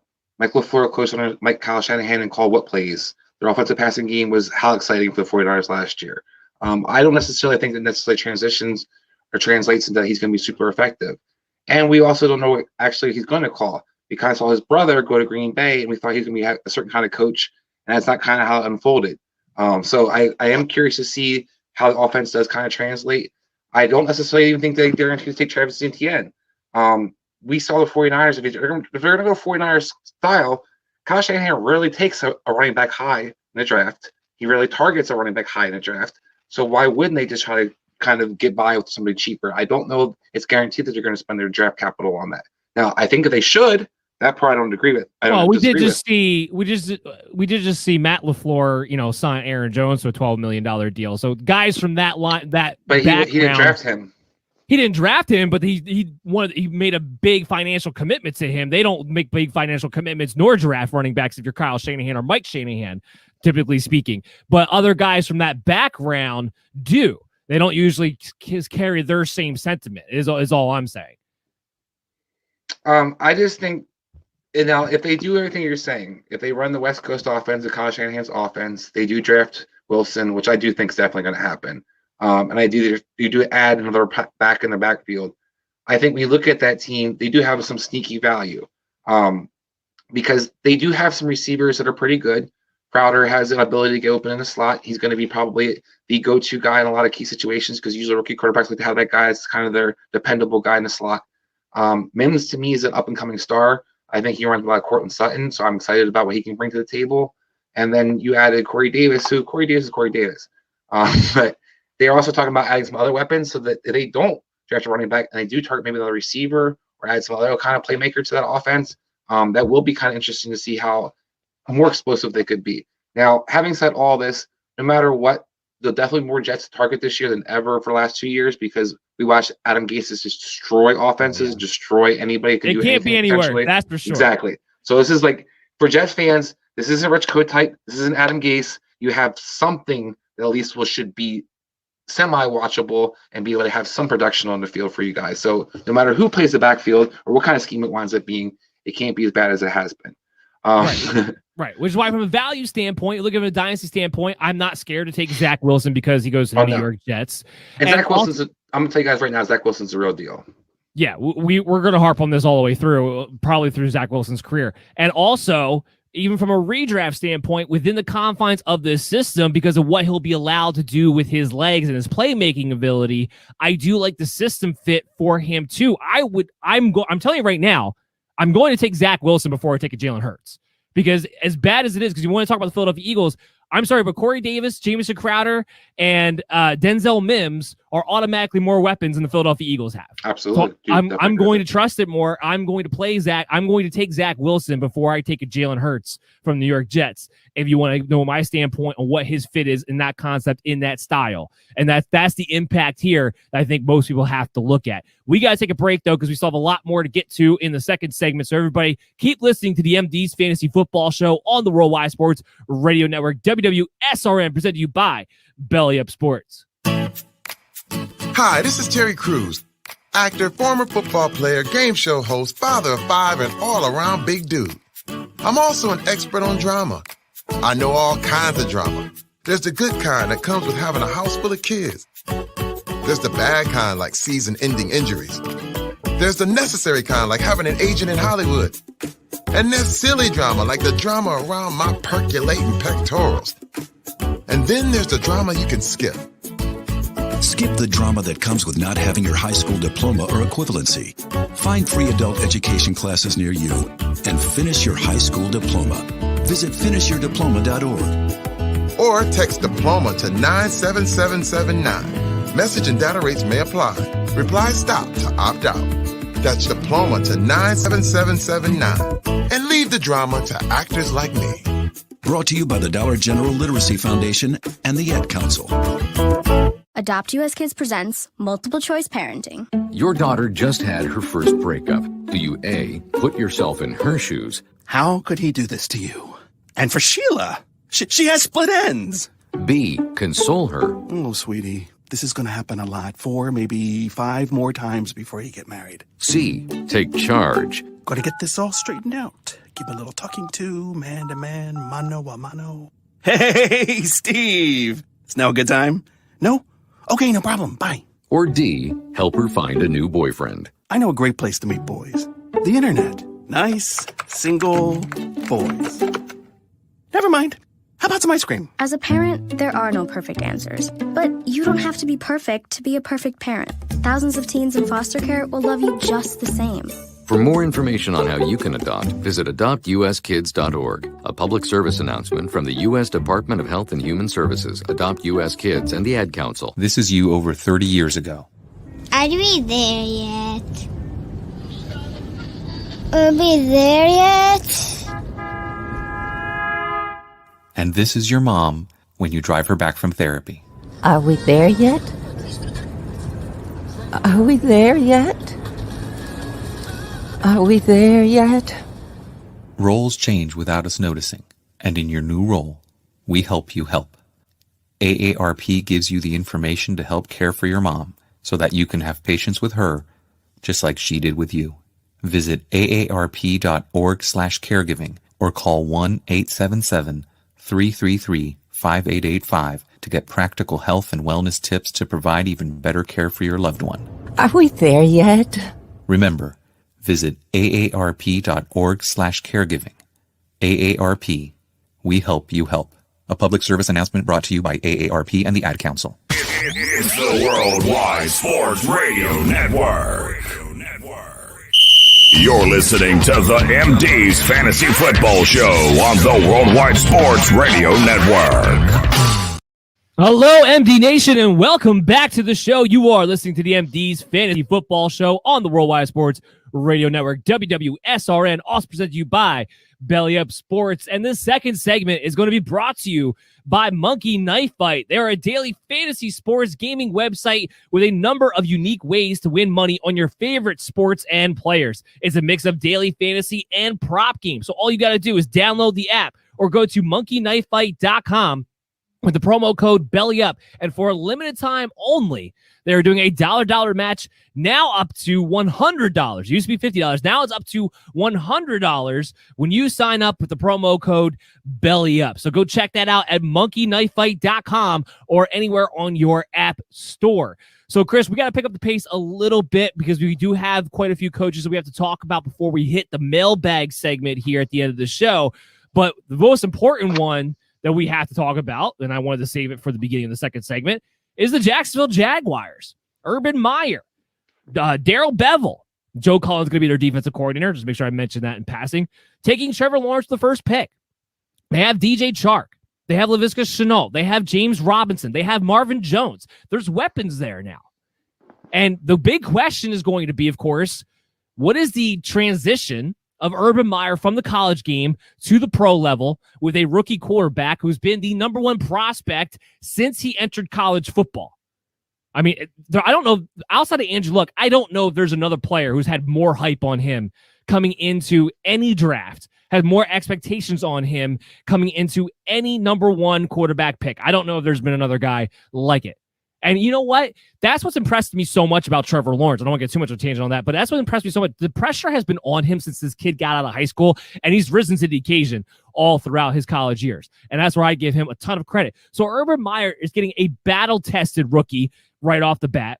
Darrell Bevel, who did some impressive things once Matt Patricia disappeared to the ether and he took over for the Detroit Lions. He was able to do some impressive things in that offense. At least made it exciting again. That's for sure. He made it fantasy relevant again. That's for sure. It's a big reason why I think Marvin Jones ultimately winds up going there and finding himself in a role. Here's what we know. There will be college concepts to this offense, clearly.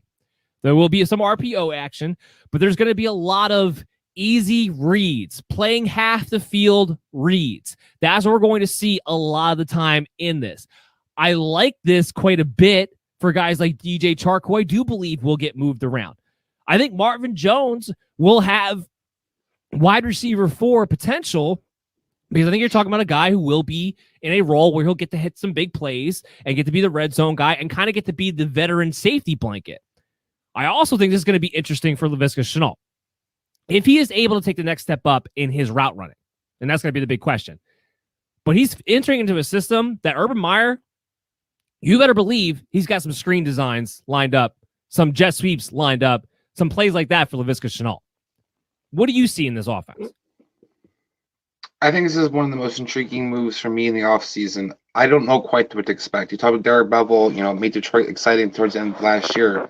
But Darrell Bevel traditionally had been a very run conservative offensive coordinator. When he was in Minnesota, they were run first. They were very physical. They utilized the running game a lot. When he was in Seattle, it wasn't Russ cooking. It was a lot of him running the ball. At least a lot of a lot of power backs being utilized downhill.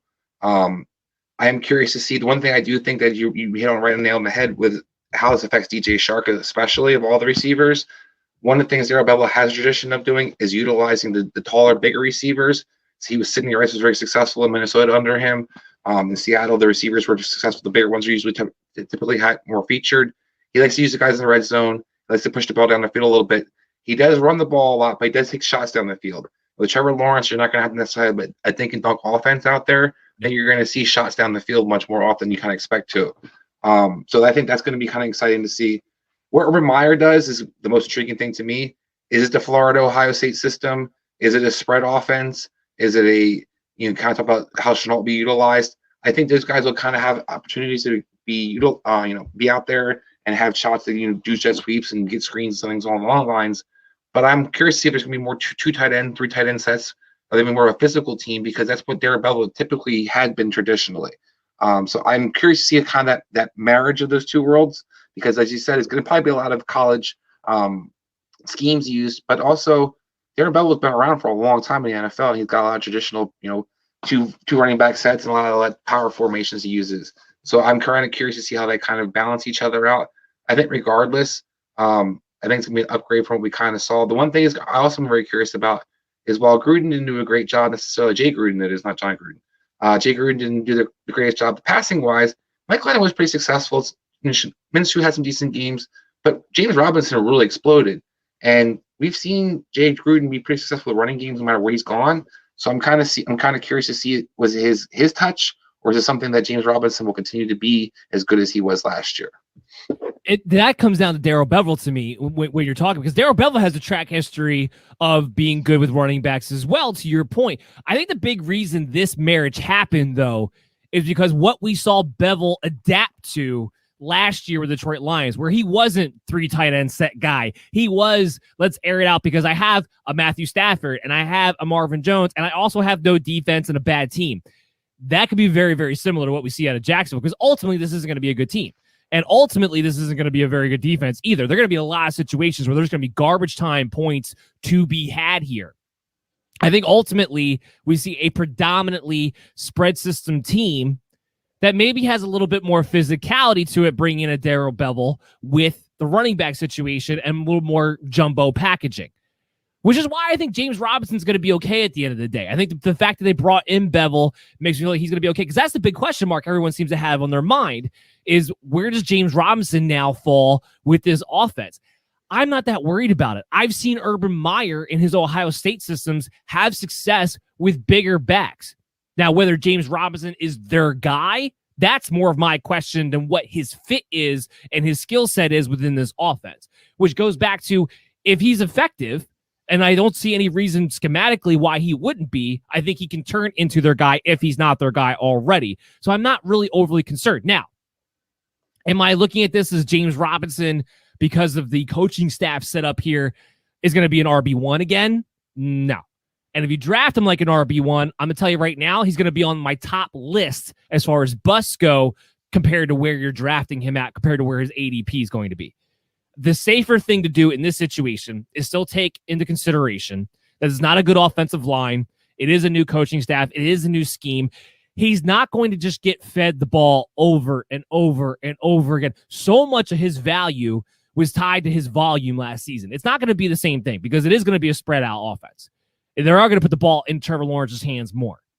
Can he be effective? Can he be efficient? Can he score touchdowns? Can he stay on the field all 3 downs? Yes, all of that is true. So it's not going to go from what he had last season to under 200 touches, but it's not going to be that consistent. I will get fed no matter what. Therefore, I'll have fantasy value no matter what, which is why he's not going to be an RB1. He doesn't have a special skill set. He's not overly explosive. He's not overly powerful, but he can do a little bit of everything, and he's on the field enough. He'll be good. He's an RB2. Just don't overdraft him. Take what this schematic team, what this team's going to be now with a Trevor Lawrence and Urban Meyer and Darrell Bevell, and just keep that in mind. That's what I want to say to people. As far as DJ Chark goes, he's a wide receiver too with upside, because I think he's got a real chance. Like you said, Bevell utilizes those big guys. He usually gets some touchdowns, and he likes to move his big guys into the slot. He likes to move them around. And I think DJ Chark is set up in a real good position to have a nice bounce back season. Do I think DJ Chark has wide receiver 1 upside? No, I don't. But do I think he can be a very, very solid wide receiver 2 for the consistency of the year, and maybe have a lot of volume where he outplays where his rank is going to be on a week-to-week basis, because of the way this team sets up, because they're going to be more aggressive offensively, because they are going to have a lot of garbage time points, because they'll have a better quarterback situation, a better offensive mind? Yes, I do. So I think he's set up for a bounce-back season here based on these coaching hires as well. And like I said, Laviska Shenault is somebody we're going to have to watch throughout training camp to really see where we are. Let's move on to the Chargers, because that was the other big coaching change regime. Brandon Staley, who was the defensive coordinator for the Rams, he takes over. Makes me kind of excited about their defense. Offensively, they bring in Joe Lombardi, which is where this gets interesting. The last time Joe Lombardi was an offensive coordinator was 2014, 2015 with the Detroit Lions, where they threw the ball a ton. We know Austin Eckler's going to get his. I'm not worried about that. I don't care who they decide winds up being the power back next to him. In fact, right now, he's in a situation where he might be looking at more carries than you would expect.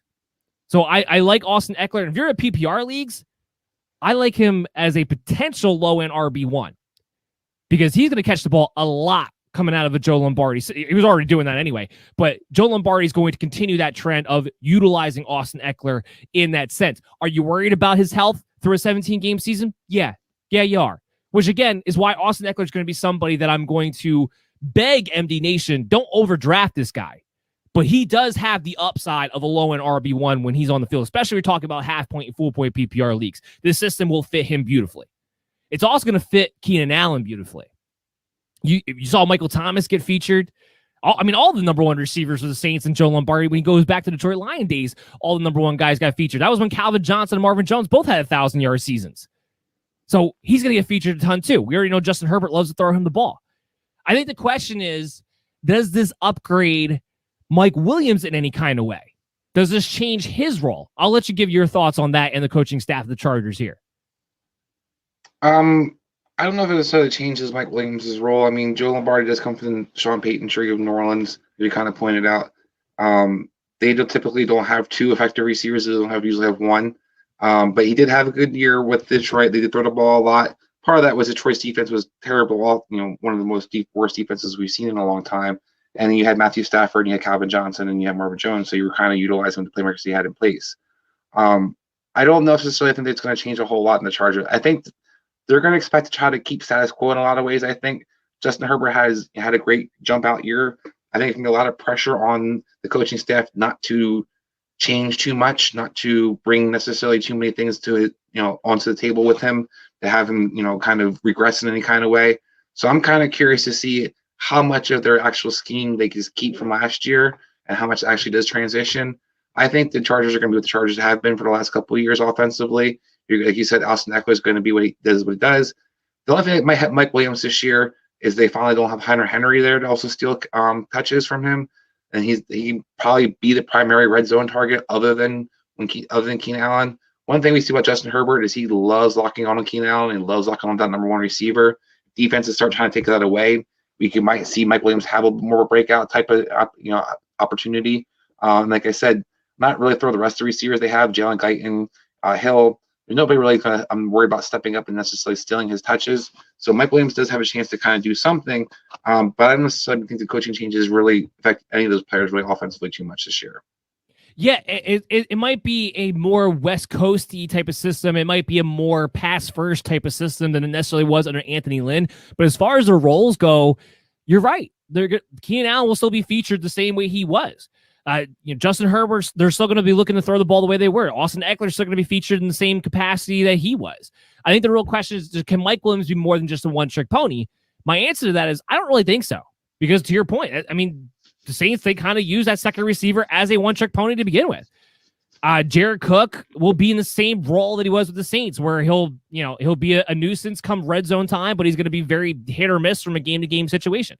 So it doesn't actually change a lot other than we know it'll just be a pass-first system, and I think everybody gets valued the same way. We're going to get into, when we get into team profiles, that's when I'll get into more of what my Justin Herbert analysis and stuff is going to be. But for this show, focusing more on the coaching changes aspect of it, it doesn't really affect it too much other than I think this will be a good offensive system and will remain the guys that you valued in fantasy, you'll continue to do so. The one key thing I think is to see that the Chargers were horribly ineffective in the red zone last year. Anthony Lynn did a terrible, terrible, terrible job when it came to getting inside the 20s last year. He basically ran the ball 2 or 3 times right in the middle. He was super predictable. So the one thing that you could see is a little bit of boost in touchdowns. That's why I do think Mike Williams has a chance to be okay. And maybe even Keenan Allen's a little more utilized in the red zone because they were awful last year in the red zone. The other coaching change that we have to dive into is a very, very intriguing one, a fantasy frustrating one. And when you're talking about the Dolphins, which, again, for the 3rd year in a row, are changing the offensive coordinator position. And again, not fully understanding it, not really sure what Chan Gailey was supposed to do more than he did last year. But let's look at that aside. We're entering a situation where we're going to see something a little unprecedented. Now, we've seen passing game coordinators. We've seen run game coordinators. We've never seen guys where they had two guys expected to actually call plays. And if the Senior Bowl was any indication, maybe they're thinking about having both these guys call plays in the same game, one half versus the second half, because that's what happened here. George Godsey, who is the co-offensive coordinator, he was the Dolphins tight end for the past 9 years. He called the plays in the first half of the Senior Bowl. And then Eric Studsville, who's been the Dolphins running back coach for the past 3 years, he called the plays in the second half. George Godsey more focusing on passing game. Eric Studsville focusing more on running game. Obviously so, given where they normally coach as far as their positions go. But of the two, George Godsey's the only one who has previous play caller experience. Eric Studsville has none. And yet, as we have to take it, April 16th right now, the expectation is going to be that both of these guys are going to call plays. I think this is going to be a hindrance. I don't think this is a good idea. If the plan is to have two guys calling plays in the same game, it would even be better if you're like, fine, 1 week you call the plays, the other week, and I still don't think that would be great, but that would be better than the idea that they may be looking at having two guys call plays in the same game. The biggest thing about play callers, let me just finish this real quick. The biggest thing about play callers is having continuity throughout the game and having that game flow. That's the biggest issue amongst play callers. You are setting yourself up in a situation, and that's hard to do even with one play caller. You're setting yourself up in a situation where there's going to be zero continuity from one half to another half. That's what you're setting up to have. From a schematic system standpoint, because these guys have already been on the coaching staff for the past few seasons, the past few coordinators, I don't think you're going to see a gigantic change in the concepts that you've seen in the Miami Dolphins already or how these players are utilized. It's going to be more of what are the consequences from having two guys be responsible for calling plays. And I think this is a disaster waiting to happen. It's the one thing about the Miami Dolphins that makes me hesitate, especially when you're examining this team from a fantasy standpoint with the weapons that they have in place. Go ahead. You can go now. Oh, thank you. So I'm not sure if it's going to be unprecedented necessarily. We saw something similar to this in Baltimore, where Greg Roman called the running plays and Marty Morty called the passing plays for the Baltimore Ravens. That was kind of how they called their plays. It's how they ran their offense. I think I'm understanding it's not going to be by halves. It's going to be based on it's a running play or it's a passing play that they're calling. I do agree that I don't prefer this. We kind of saw that the Ravens were more effective once they got rid of Marty Mornhinweg and Greg Roman became the head coach, head offensive coordinator, and was just a clear-cut guy who called the plays. There was more continuity. Exactly. But it's not unprecedented. Like I said, it is something that teams have done. The big thing I think really hinders you is how do you go up tempo? How do you go fast pace? It's going to make you be very predictable in a lot of senses because you're going to have to be able to keep an eye on the clock, get the plays in, and depending on the head coach, I guess is going to be the one kind of dictating it's 3rd and 7. Do we call a draw here or do we call a passing play? It's going to be kind of interesting to see how that kind of unfolds. I know that the Ravens, what they kind of did is that when it came to third down or certain downs, it was Marty Mornhinweg's calls, and then when it was become or 3rd and longs or 2nd and longs, he got kind of the play calling opportunity, and then it was Greg Roman was more the 1st, 2nd down guy and then the red zone guy. So maybe it's something that holds like that. To your point, though, neither one of these guys really has a whole lot of experience calling plays, especially professionally. And Eric Studsville's been a great, running back coach for a long, long time and has done a great job coaching up some running teams that are. And Lynn did a nice transition for himself when becoming Buffalo's offensive coordinator at one point after being predominantly most of his running back coach. So it can be effective. I just don't think that having two guys necessarily do this is the smart thing. Dolphins just seem to be not really sure what they're trying to do offensively. Each year, it seems that they had an idea what Shane Gillis was going to be a spread offense last year, and then somehow that wasn't Tua friendly enough. So now they have to be Tua friendly by having two guys that never did anything with Tua. So I'm not really sure how it's supposed to be more effective or going to be better for the offense or for anybody necessarily in play there. I just think that overall the Dolphins should have more talent offensively this year, and they should. Or everybody's expecting them to kind of take a playmaker with one of their picks, at least maybe even two playmakers. I do expect a little bit of jump from Tua, so maybe he makes him look good. But the coaching changes, I don't really think changes the offense a whole lot because we have no idea what to expect really from them moving forward. I have two predictions ultimately. Ultimately, I believe that this means there's a limit, a ceiling on every single fantasy-worthy player on the Miami Dolphins. And the second one is if there's going to be one guy who does emerge, it would probably be George Gosling just because he does have the previous play calling experience. But this is going to be a situation we're going to have to watch very intently throughout training camp because when you talk about guys like Devontae Parker and Preston Williams and Mike Gesicki and Myles Gaskin and Tua Tagovailoa, there's fantasy guys that you're going to wonder about. And I think it's going to be questionable at best is what their ceilings can be given this situation. I want to run running game too. Because, I mean, you talk about Jake Gruden when he did in Jacksonville. Shane Gilly had a pretty good running attack last year. They had all kinds of different backs out there. Gaskins, they threw different guys out there. Ahmed, they were all productive. Will those running backs be as productive this year as they were last year? Yeah, I agree with that as well. I want to run through a few names just to make sure you guys are up to date. I'm going to get into the mailbag segment pretty soon. The Rams hire Raheem Morris as the defensive coordinator. Solid hire, I think, there for them. We also have the 49ers hire DeMeco Ryans to take over as defensive coordinator for Robert Saleh. And the Seahawks, we can talk about this a little bit. The Seahawks hire Shane Waldron, who's been the passing game coordinator for the Rams for the past 4 seasons, as their offensive coordinator, which is a little weird considering I thought the game plan here was that they wanted to run the ball more. You bring in the guy under Sean McVay, who is the passing game coordinator, doesn't really seem to line up with the philosophy that Pete Carroll had a problem with last year with Brian Schottenheimer, is drawing a blank there, who has more of a track history of running the football more. So I'm going to be a little curious to see what they do. But does this change now? Does Seattle change their offense from being a primarily play action vertical type of offense to now are they going to attack the levels more? I want to see how much of the Sean McVay offense is this guy going to bring in?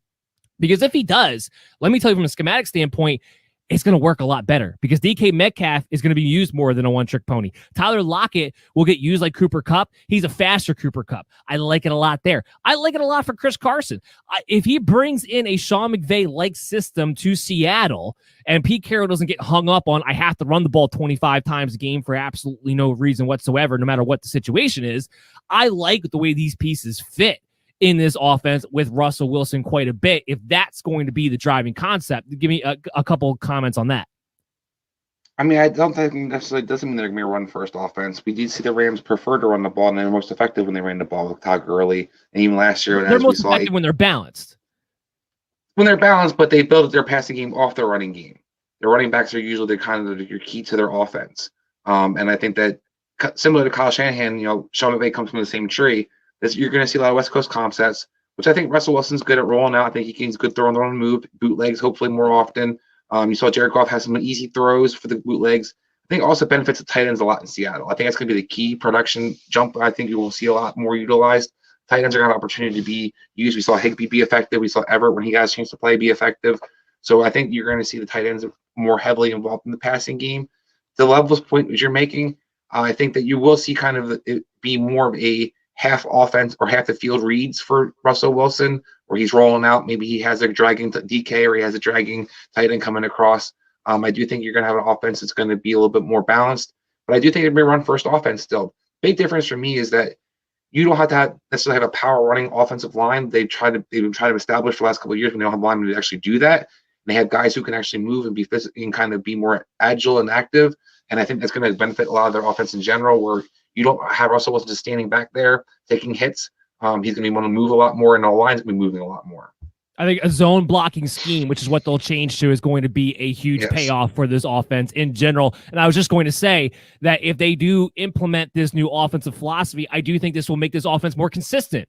It won't be so high and low the way it was last season. I think it will make it more efficient and more consistent throughout the year as well. So I do think this is a good hire, ultimately speaking, if Pete Carroll lets him do his thing and run that particular scheme. I'm just going to mention Todd Downing, who was the tight ends coach of the Titans. He takes over for Arthur Smith. Schematically, this is going to change nothing for Tennessee. It's all going to come down to how effective of a play caller are you? Can you remake the magic that Arthur Smith had to continue the success of a Derrick Henry, a Ryan Tannehill, and A.J. Brown. Ultimately, I think that those players will be fine. I don't think their fantasy value changes that much, but I don't think the offense as a whole is going to be quite as good either. But I think the targets go up for A.J. Brown, given the lack of other targets they have to throw the ball to, whether it be in the red zone or between 20s in general. Derrick Henry is still going to get plenty of carries. That's not going to change. Ryan Tannehill is still going to be able to run a little bit and throw a little bit and be pretty effective and be a pretty effective streaming quarterback. So I don't think it changes, other than I think there's maybe more of a ceiling limit on a Ryan Tannehill, maybe a little bit more of a ceiling limit on a Derrick Henry. But ultimately, the extra volume, I'm very curious to see what happens to A.J. Brown. But conceptually wise, I don't think this is going to change that much. We got to jump into the mailbag segment because we're running out of time. The mail's here. So again, Ben was not able to join us, but he did pre-record this. So let's go ahead and get the first question. All right, our first mailbag question is from Craig, and it is Darren Waller in the 10th pick in the first round for Ezekiel Elliott in a tight end premium dynasty. So Darren Waller and the 10th pick in the first rookie round for Ezekiel Elliott in a tight end premium dynasty league. I'm keeping Darren Waller and that 10th pick because Ezekiel Elliott, as good as he is, and as great as I still think he has another 2 years of really good football in him, especially with Dak Prescott being back. Having Darren Waller and that 10th pick, where you might be able to get a pretty good running back or a pretty good player in general, is going to be better for you in the long term. Now, if you're running back away from having a championship team, that would change my tune. So it does depend upon what kind of situation you're in here. But I think ultimate value-wise, I'm sticking with Darren Waller in a tight end premium league and that 10th pick rather than take Ezekiel Elliott. Where are you at? Quickly. Yeah, I would definitely keep the tight end and the pick. I think Darren Waller is one of the top tight ends in your tight end premium league. You want to have one of the best ones there is. Still a young guy, and having that 10th pick, I think Zeke's got maybe 1-2 years left in Dallas. I love Darren Waller, especially in a tight end premium dynasty league. I think he's going to catch a lot of passes, especially because the Raiders lost Aguilar and a lot of their receiving core. I'm not high on Ezekiel Elliott, so if you're getting Waller and a first-round pick for a guy like Ezekiel Elliott, you're taking that. So Ben agreed as well. Let's get to the second question. Our next question is from Travis, and it's Josh Jacobs, or the 8th pick in the first round of Michael Gallup. In a 12-team super flex league also. So Josh Jacobs, or you want the 8th pick and Michael Gallup. Give me the 8th pick and Michael Gallup in a super flex PPR league here. I don't know what the ceiling of a Josh Jacobs is anymore. Between what Gruden is doing to that team with the offensive line, getting in Kenyon Drake on top of it now to kind of get mixed in there. If Josh Jacobs isn't going to suddenly start catching the ball more and he's just going to be the guy who gets the carries like he has been and be very inefficient on a team that is heading in the wrong direction, in my opinion, with the moves that they have made, especially offensively, I think they're going to be anemic scoring. I'd rather take that 8th pick and Michael Gallup, who very well might be off of Dallas next year. And if he is, I'm going to be interested to see where he winds up because this is a receiver with a lot of talent who could really make a big impact if he gets to go somewhere else next season. What do you say? Yeah, I mean, I might even consider doing the 8th pick just for Jacobs, but having Gallup thrown into the equation, I think he showed that he's pretty effective when Dak was healthy last year. He had some big games with Dak, and it's at least another chip that you can maybe package with somebody else to move on and get some other things. So I would definitely make that trade. I'm taking that 8th pick in the first round of Michael Gallup. I don't think Gallup holds too much value just because there's CeeDee Lamb and Amari Cooper in front of him. But Josh Jacobs is in a really weird situation where he wasn't good last year, and the Raiders' offensive line only got worse, and they also brought in Kenyon Drake. So I think that first-round pick holds more value than Josh Jacobs. Ben agrees again. Let's get to question number 3. Our next question is from Penny, and it's Brandon Cooks from Marquise Brown. Brandon Cooks for Marquise Brown. Yes. I'm assuming this is a dynasty league. Yeah, 100%. Because even if Deshaun Watson stays on there, this offense is still going to be a lot left to be desired. We don't know the future for Brandon Cooks. He may be getting stuck in Houston for a little while now. I don't know. And while Marquise Brown has not developed as quickly as I was hoping for, he is going into year 3. Usually going to see guys take a bit of a jump. Even if he gets to be the big play guy, he still has more room to grow with Lamar Jackson. I think ultimately you're talking about 2 guys who are kind of similar in what their usage is going to be. Yes, Marquise Brown's not going to get as many targets as a Brandon Cooks is, but for down the road from dynasty purposes, give me the younger guy who still has untapped potential rather than a guy who's in a situation that might be a complete dumpster fire, especially if Deshaun Watson is not the quarterback. What do you say? I mean, I'm not bailing on Marquise Brown like a lot of people seem to be. Having said that, I definitely take the Brandon Cooks because Texans have nobody else to throw the ball to right now in their offense. I mean, he's going to be primarily their passing game as of right now. They have Kiki Kute, and it's about all I think. And they don't have Stills anymore. They don't have Fuller anymore. So I think Brandon Cooks is definitely the way to go. For 2021, I agree. I'm thinking more long-term here with Marquise Brown. Let's see what Ben has to say. This is a difficult situation. Obviously, Brendan Cooks, you don't know what's going to happen with Deshaun Watson with the allegations. And Marquise Brown is boom or bust in fantasy football. Just because of the circumstances and maybe the development of Lamar Jackson, I would take Marquise Brown. Brendan Cooks is obviously a great deep threat, and if he changes teams, that gives him more value. But for right now, we don't know what's going to happen with Deshaun Watson. And if it's not Deshaun Watson throwing him the ball, I don't want him on my team. And our final question is from Max, and it is Courtland Sutton or the 6th pick in the second round and the 7th pick in the second round. Yeah, Courtland Sutton all day, every day. I don't care how many second-round picks you want to give me. Give me the guy who's going to be a superstar wide receiver for years to come and has been with terrible quarterback play. How about you? So I surprised myself. I love Courtland Sutton, but I'd take the 2 second-round picks from this one. You have a guy coming off major surgery. You have a quarterback question still in Denver. I would take the 2 second-round picks in this situation. Well, let's see if Ben breaks a tie. I would take those second-round picks. Similar to Brendan Cooks, obviously different situation. The quarterback situation is interesting in Denver. I don't love Drew Lock. It is very hard for me to get behind him. Courtland Sutton's also coming off an ACL tear, so they might be a little careful with him. And I think those second-round picks can hold more value than Courtland Sutton will give. I think it's all going to depend on who falls, but I'm going to take Courtland Sutton because they make any improvement on the quarterback situation. I love what his upside could potentially be. 2 of the poll questions that I do want to get into that we had, if they were to start day one, who would be the best fantasy rookie quarterback, assuming they would start day one? And we put in Trevor Lawrence for the Jaguars, obviously.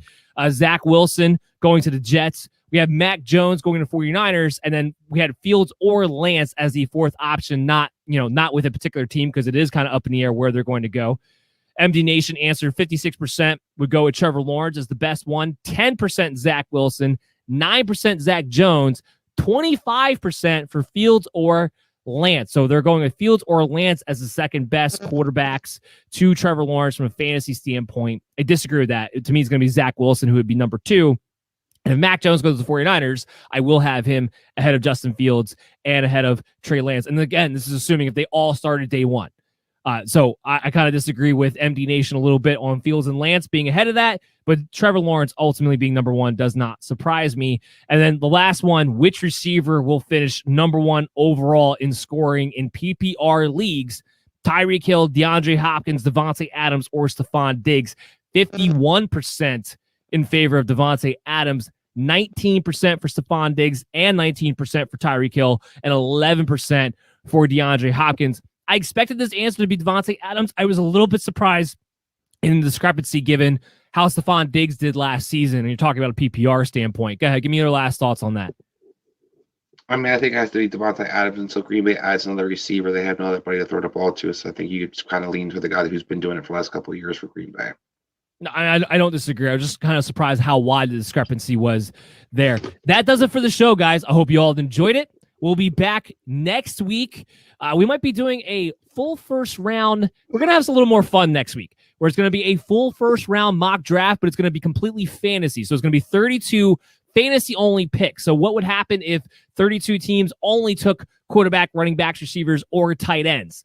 So we're just kind of a little bit more fun next week as we get prepared for the draft, which will be on April 29th and April 30th. Belly Up Sports' MDs and BUFL's NFL draft coverage will be streaming commercial-free, over 50 different guests giving you pick-by-pick betting analysis along with fantasy and football analysis that will be going to you on all of your social media accounts at Belly Up MDFF Show, at Belly Up Fantasy, and on YouTube. Make sure you check us back again next week from 11 to 12:30 on the Worldwide Sports Radio Network at WWSRN. Give Chris and me a follow at Belly Up MDFF Show, and make sure you send in those questions for the mailbag segment next week. MD Nation, take care, have a good weekend, and we'll see you then.